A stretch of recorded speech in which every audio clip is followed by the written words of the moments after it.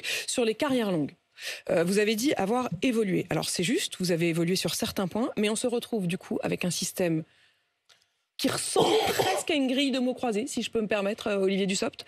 Quand vous avez commencé à travailler à 16 ans, vous allez travailler 44 ans. Quand vous avez commencé à 17 ans, vous allez travailler 43 ans. Quand vous avez commencé à 18 ans, vous allez travailler 44 ans.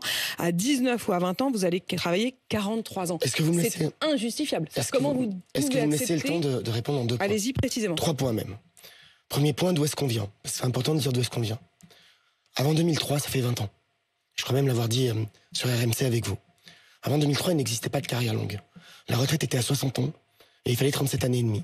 Si vous faisiez des études, une licence, une maîtrise, vous commenciez votre carrière à 22 ans et demi, vous travaillez 37 ans et demi, 60 ans, retraite à taux plein. Puis à côté, vous aviez des gens qui commençaient à 15 ans, à l'usine, et qui devaient travailler 45 ans pour avoir une retraite à taux plein. Il y avait 8 ans d'écart. Toutes les réformes, la nôtre comme celle avant, ont réduit cet écart. Aujourd'hui, deuxième point, quel est le système carrière longue? Il y a un système qui est en train de s'éteindre, qui concerne ceux qui ont cotisé, et je dis bien cotisé, pas validé, 5 trimestres avant 16 ans. Avec l'allongement de la durée de scolarisation, c'est de moins en moins fréquent et c'est tant mieux. Eux, ils peuvent partir à 58 ans, ils continueront à partir à 58. Parce que quand on a commencé à cotiser 5 trimestres avant 16 ans, on part à 58, c'est comme ça, c'est très bien. Et il y a un deuxième système qui existe, qui fait que si vous avez 5 trimestres avant 20 ans, vous pouvez partir 2 ans avant l'âge légal. On le maintient. Et nous créons, avec la Première ministre, 2 nouveaux systèmes, avec la même philosophie. On dit, OK, on repousse l'âge de départ à la retraite. Si je compte bien là, vous en êtes au 4e système. Là. C'est le 3e point. On crée un nouveau système. C'était pas l'occasion de renverser la table et de simplifier tout ça? Non, justement, on y va. On crée un nouveau système en disant, si vous avez cotisé 5 trimestres avant 21 ans, vous pourrez partir 1 an avant l'âge légal, soit 63, pour avoir une carrière qui soit aussi égale en durée que possible. Et puis on crée un nouveau système aussi, qui commence à dire, si vous avez commencé à travailler entre 16 et 18 ans, vous pourrez partir 4 ans avant l'âge légal à 60 ans. C'est l'exemple que vous prenez. C'est là, vous me dites, mais attendez, si vous commencez à 16 ans, ça veut dire 44 ans. Si vous commencez à 17 ans, ça veut dire 43.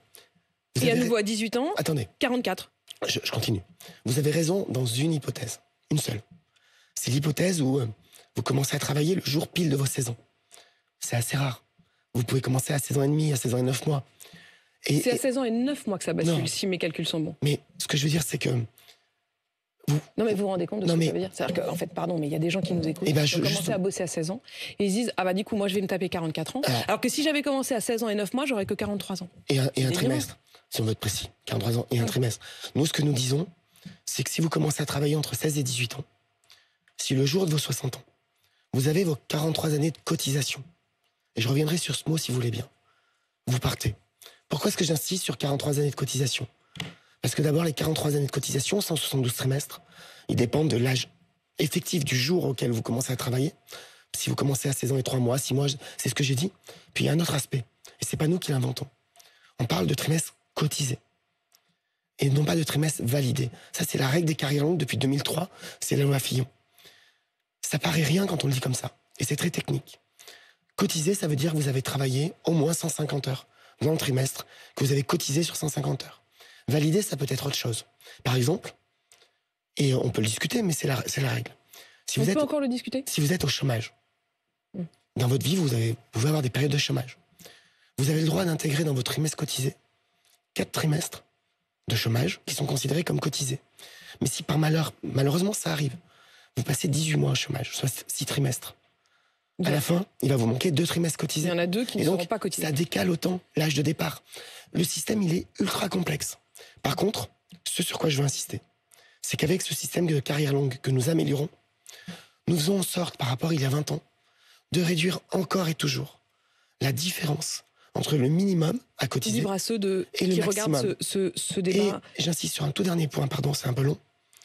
En fait, quand on parle de durée de cotisation, quand vous parlez avec vos amis, quand vous parlez pour vous-même, les gens, et nous-mêmes, on ne dit jamais « j'ai au maximum à cotiser 43 ans ». On dit tous « j'ai à cotiser 42 ans aujourd'hui, 43 ans demain, c'est le minimum que j'ai à cotiser pour avoir une retraite à taux plein ». Tout le monde le sait.